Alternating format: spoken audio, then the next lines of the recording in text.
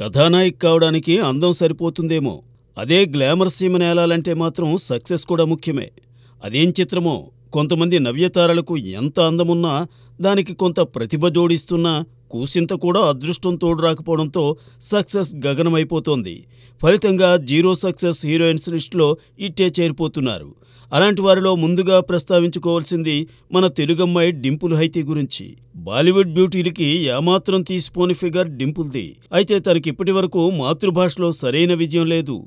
Gulf, Eureka, కిలాడి, రామబాణం తదితర చిత్రాల్లో నాయికగా నటించిన మిస్ హైతీకి సక్సెస్ సొంతం కాలేదు. రవితేజ, గోపీచంద్ లాంటి వారికి జోడీ కట్టినా ప్రయోజనం లేకుండా పోయింది.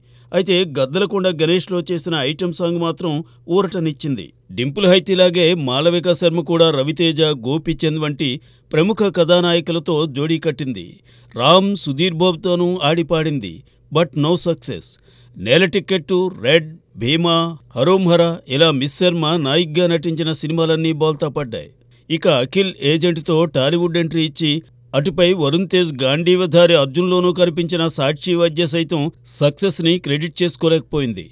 రాబోయే శర్వానంద కాంబో మూవీనైనా సాక్షిగా వచ్చేస్తుందా అంటూ సినీ జనాలు ముచ్చటించుకుంటున్నారు. కన్నడ భామ ఆసికా రంగనాథ్ కూడా ఇందుకు మినహాయింపు కాదు. కళ్యాణ్ రామ్, అమిగోస్తో పాటు నాగార్జున నాసామిరంగలోనూ మిస్ రంగనాథ్ సందడి చేసింది. వీటిలో నాసామిరంగ ఆరంభ వసూలుతో ఓకే అనిపించుకున్న తరువాత చల్లబడింది. ఈ నేపథ్యంలో చిరంజీవి విశ్వంభరపైన ఆశలు పెట్టుకుంది ఆసిక. అయితే ఇందులో తనది లీడ్ రోల్ కాకపోవడం గమనార్హం.